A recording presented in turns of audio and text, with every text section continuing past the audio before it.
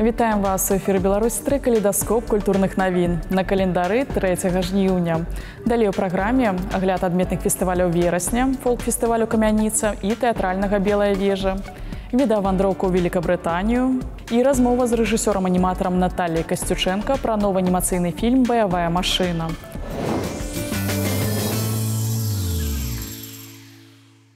Пачнем з анонса. 16 верасня ў музеі народнай архітэктуры і побыту пад Мінскам адбудзецца ўжо традыцыйны штогадовы фолк-фестываль «Камяніца». За 9 гадоў правядзення фэст стаў адной з галоўных імпрэз для ўсіх, хто цікавіцца беларускай нацыянальнай культурай. Ад старажытных традыцый да сучасных варыяцый, ад музыкі да рамёстваў і танцаў. Акрамя музыкі, падчас мерапрыемства на фестывальнай пляцоўцы публіку чакае і традыцыйны кірмаш нацыянальнай культуры. Зберуцца рамеснікі, мастакі і фатографы, а таксама будуць прадстаўленыя тэматычныя гульні і забавы. У Брэсце ў верасні сустрэнуцца тэатральныя калектывы з розных куткоў свету, каб прадэманстраваць гледачам свае лепшыя пастаноўкі, падзяліцца творчым вопытам і тэндэнцыямі развіцця сучаснага тэатральнага мастацтва на 22-м міжнародным тэатральным фестывалі «Белая вежа». Сёлета ў фэсце прымуць удзел драматычныя, лялечныя, вулічныя, музычныя і пластычныя тэатры з 14 краін свету. Публіка ўбачыць 29 спектакляў ад 29 тэатральных калектываў. Далей звернемся да тэмы літаратуры. З 1 па 15 жніўня экспертнае журы падводзіць вынікі 3-го рэспубліканскага конкурса «Нацыянальная літаратурная прэмія». Гэта першая агульнанацыянальная прэмія ў галіне літаратуры Беларусі, якая прысуджаецца штогадова з 2015 года. Конкурс праводзіцца ў 7 намінацыях. Дарэчы, сёлета спаборнічаюць за прызы творы 4 дзясяткаў аўтараў. Гэта і раманы, і першыя кніжкі ў намінацыі дэбют, і праніклівыя паэтычныя зборнікі, і мілыя дзіцячыя творы. Імёны шуладальнікаў нацыянальнай літаратурнай прэміі 2016 года стануць вядомыя 2 верасня на дні беларускага пісьменства ў Полацку. Мы будзем сачыць за конкурсам і расказваць пра ўсе навіны першымі. Заўтра да стагоддзя з дня нараджэння народнага пісьменніка Беларусі, празаіка, публіцыста і перакладчыка Янкі Брыля тэлеканал «Беларусь-3» падрыхтаваў да прагляду аўтарскую праграму Александра Дамарацкага «Святло далёкай зоркі». Янка Брыль пісаў на франтах Вялікай Айчыннай, і ў палоне, і ў партызанскім атрадзе. Ён адным з першых беларускіх пісьменнікаў паказаў вайну як супярэчлівую з'яву і ўвёў беларускую ваенную прозу тэму духоўных каштоўнасцяў. Праграму «Святло далёкай зоркі», прысвечаную памяці Янкі Брыля, глядзіце заўтра ў 10 гадзін 45 хвілін на «Беларусь-3». Он внутри событий, переживаний, всего того, что охватывает его героев, что с ними происходит. Ведь недаром один из его сборников прозы называется «Пишу, как живу».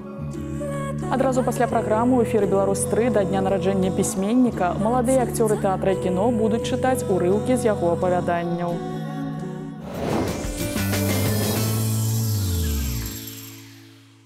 Да 130-годдзя з дня нараджэння аднаго з самых знакамітых ураджэнцаў Беларусі, таленавітага жывапісца і графіка, прадстаўніка мастацкага авангарда 20-го стагоддзя Марка Шагала, у Нацыянальным мастацкім музеі працягваецца выстава «Марк Шагал. Колер любві». Яго творчасць адрозніваецца незвычайнай рознабаковасцю. Ён і гравёр, і жывапісец, і сцэнограф, і ілюстратар, і аўтар твораў манументальных і прыкладных відаў мастацтва, і паэт. Аднак пры ўсёй разнастайнасці творчых інтарэсаў і сюжэтных тэм у яго творчасці выразна прасочваецца галоўная лінія – любоў, якую мастак пранёс праз усё сваё жыццё. На выставе прадстаўлены 24 літаграфіі з калекцыі музея Марка Шагала ў Віцебску і знакаміты партрэт яго настаўніка Юдэля Пэна са збору Нацыянальнага мастацкага музея Рэспублікі Беларусь. Далей звернем увагу на самыя гучныя прэм'еры бягучага тыдня, фільмы, якіх доўга чакалі, блокбастары і маляўнічыя стужкі для дзяцей. Пра ўсе кінанавінкі ў нашым наступным сюжэце.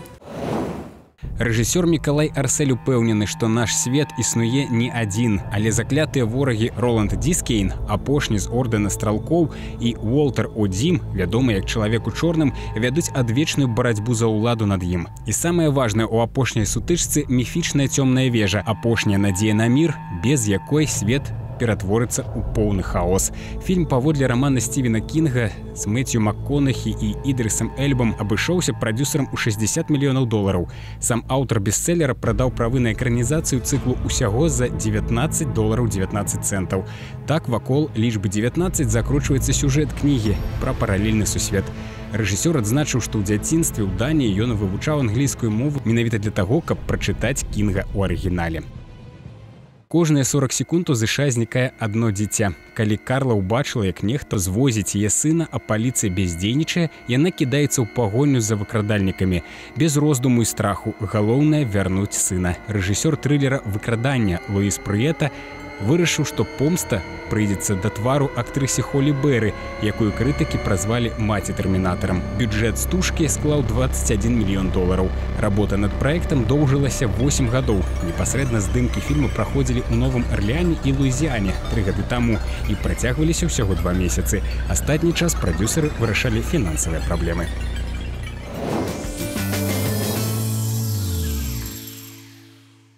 Выстава рэтра-электрагітар, выпушчаных у рэспубліках былога Савецкага Саюза ў другой палове 20-го стагоддзя, разгарнулася на плошчах музея тэатральнай і музычнай культуры.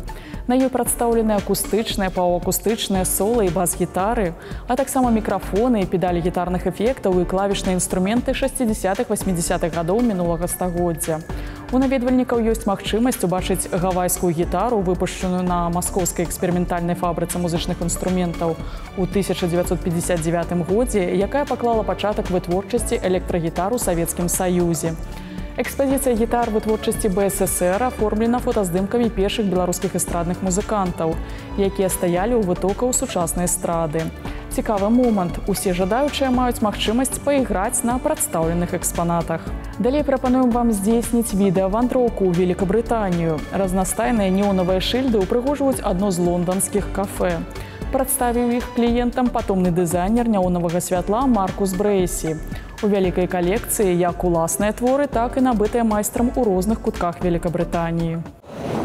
Неонавыя шыльды самых разнастайных форм, колераў і зместу літаральна пануюць у незвычайным лонданскім кафэ. Тут прадстаўлена мастацтва неонавых колераў з гісторыяй у некалькі дзесяцігоддзяў.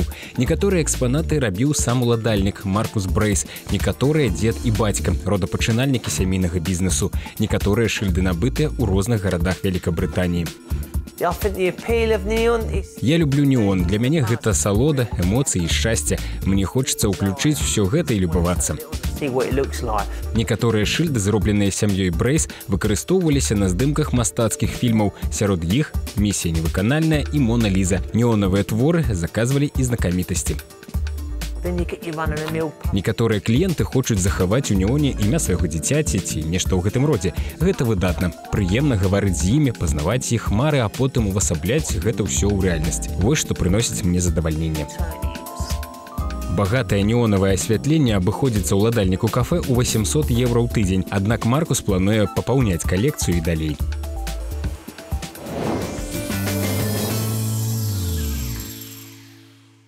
Міжнародная выстава сучаснай візуальнай творчасці студэнтаў грані творчасці чакае наведвальнікаў у галерэі «Лабірынт» Нацыянальнай бібліятэкі Беларусі.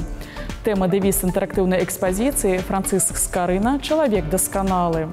У год святкавання 500-годдзя беларускага кнігадрукавання асоба вядомага асветніка займела новыя грані.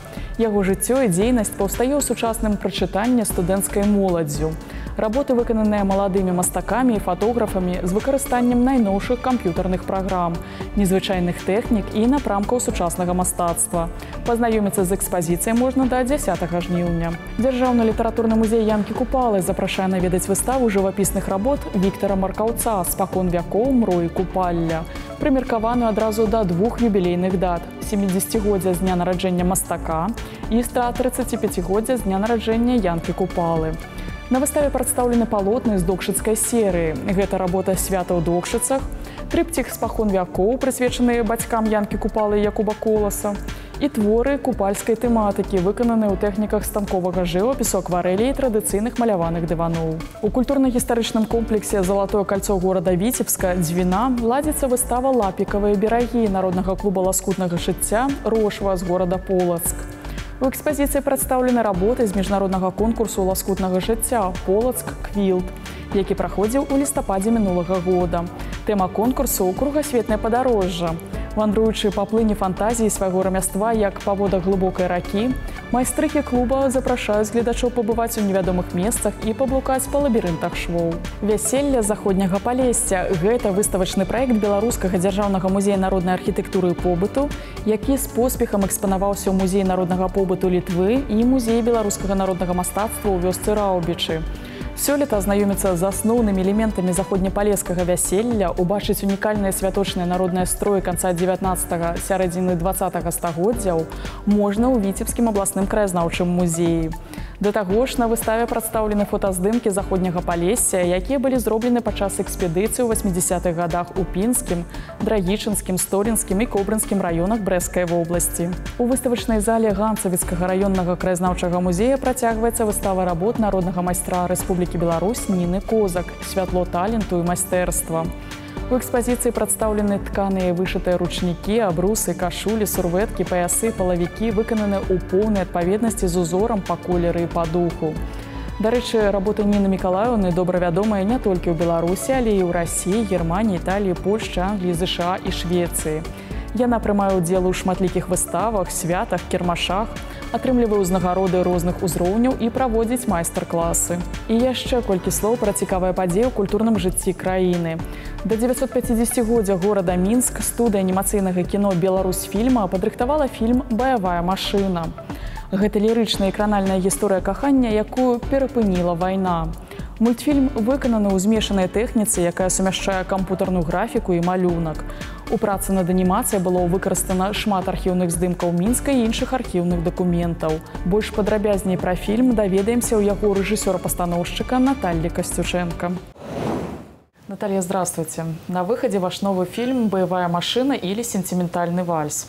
Насколько я понимаю, двойное и такое парадоксальное название было выбрано не случайно. Рабочее название было «Сентиментальный вальс». Здесь же интересен контраст. Вся жизнь нашего героя завертелась вокруг машины.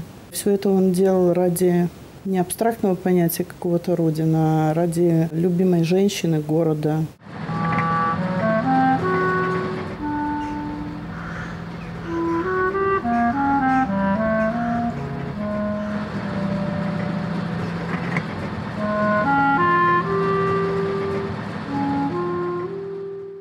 В белорусской анимации тема войны, насколько я знаю, звучала нечасто. А почему обратились именно к ней? У нас было желание снять фильм к юбилею города. К воле судьбы случилось, что этот фильм оказался на военную тему.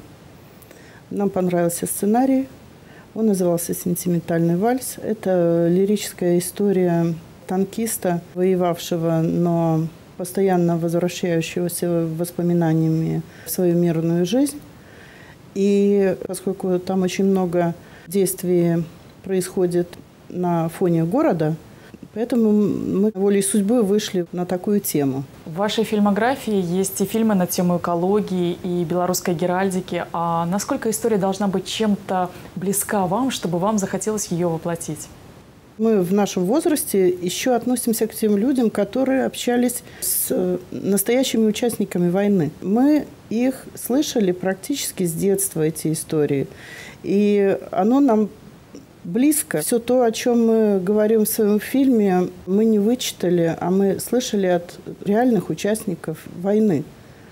Поэтому, конечно же, к этому равнодушно относиться невозможно. Для непосвященных технически сложно было создать этот мультфильм? Я боюсь, что непосвященные даже не представить себе, насколько сложно это. Потому что это тысячи рисунков, которые создают не компьютеры, а люди. Наш фильм снят в технике эклера. В этой технике аниматоры работают уже очень давно, но сейчас к нам на помощь пришли, конечно же, компьютеры. Работали художники у нас, что называется, от Бога. У нас были высокие требования к художникам на фильме. Люди должны были владеть академическим рисунком. И те, кто подошли, и те, кто остались работать на картине, выдали нам просто фантастический продукт. И на экране это видно. Надеюсь, что зритель оценит качество изображения. Спасибо вам большое. Желаем вам новых идей в творчестве и, конечно же, успеха мультфильму.